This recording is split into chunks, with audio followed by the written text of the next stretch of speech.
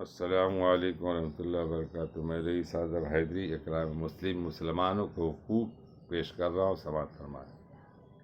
حضرت ابو ہریرہ رضی اللہ تعالیٰ عنہ فرماتے ہیں کہ میں نے رسول اللہ صلی اللہ علیہ وسلم کو یہ ارشاد فرماتے ہوئے سنا، بنی اسرائیل میں دو دوست تھے، ایک ان میں گناہ کیا کرتا تھا، دوسرا خوب عبادت کیا کرتا تھا۔ عابد جب بھی گناہ گار کو گناہ کرتے ہوئے دیکھتا تو اس سے کہتا کہ گناہ سے رک جا۔ ایک دن اسے گناہ کرتے ہوئے دیکھا تو پھر کہا بعد آ جا۔ اس نے کہا مجھے میرے رب پر چھوڑ دے، میں جانوں میرا رب جانے، کیا تجھ کو مجھ پر نگراں بنا کر بھیجا گیا ہے؟ عابد نے غصہ میں آ کر کہا اللہ کی قسم، اللہ تعالیٰ تیری مغفرت نہیں کریں گے، یا یہ کہا کہ اللہ تعالیٰ تجھے جنت میں داخل نہیں کرے۔ پھر دونوں کا انتقال ہو گیا اور عالم ارواح میں دونوں اللہ تعالیٰ کے سامنے جمع ہو گئے۔ اللہ تعالیٰ نے عابد سے پوچھا کیا تم میرے بارے میں جانتے تھے کہ میں معاف نہیں کروں گا، یا معاف کرنا جو میرے قبضہ میں، کیا تمہیں اس پر قدرت حاصل تھی کہ تم مجھے معاف کرنے سے روک دو، جو کہ دعویٰ کیا کہ اللہ تعالیٰ تیری مغفرت نہیں کریں گے؟ اور گناہ گار سے ارشاد فرمایا میری رحمت سے جنت میں چلا جائے، اس لیے کہ وہ رحمت کا امیدوار تھا۔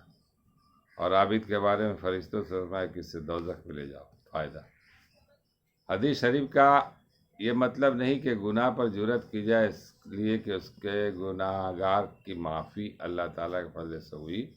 ضروری نہیں کہ ہر گناہ گار کے ساتھ یہی معاملہ ہو، کیونکہ اصول تو یہی کہ گناہ پر سزا ہو، اور نہ یہ مطلب ہے کہ گناہوں اور ناجائز کاموں سے روکا جائے۔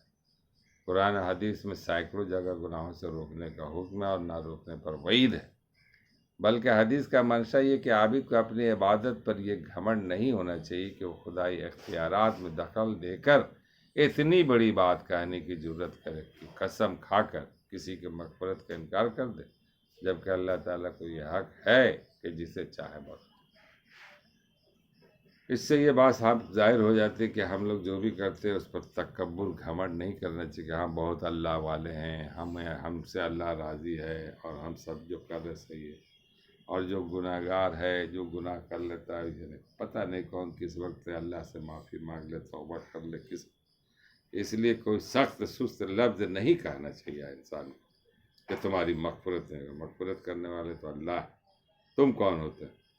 تو یہ معاملہ ہے۔ ہاں، آپ اس کو سمجھیں کہ دیکھو بھائی یہ کام غلط ہے، اس طرح مت کرو، اللہ کا حکم ہے، دین پر چلو۔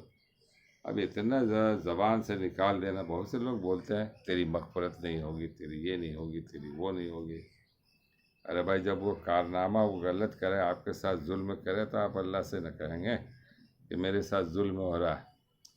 ایسے تو قرآن حدیث کے روشنی میں کہ مومنوں کو اور کافروں کو اور مومنوں کے بارے میں آیا ہے کہ اللہ تعالیٰ توبہ کرنے کے بعد جنت میں لے جائیں، غلط گناہ وغیرہ جو بھی وہ معافی ہے، توبہ ہے اللہ، مگر جو کفر کی حالت میں مر گیا، شرک کی حالت میں مر گیا، تو اس کی معافی نہیں ہے۔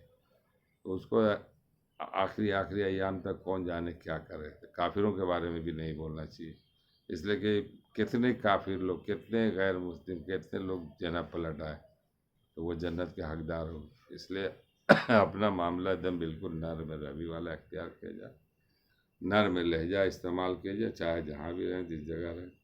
بہت لوگ بہت کچھ بولتے رہتے ہیں، اللہ کی پناہ، جس کی جتنی سمجھ ہے اتنی بات کرتے، سب سمجھتے ہیں کہ ہم ہی افلاطون ہیں۔ بہرحال اللہ ہم لوگوں کو عمل کرنے سے زیادہ، پڑھنے سننے سے زیادہ عمل کرنے کی توفیق عطا فرمائے۔ اس گناہ گار کے لیے بھی دعا کرے اللہ تعالیٰ ہم لوگوں کو معاف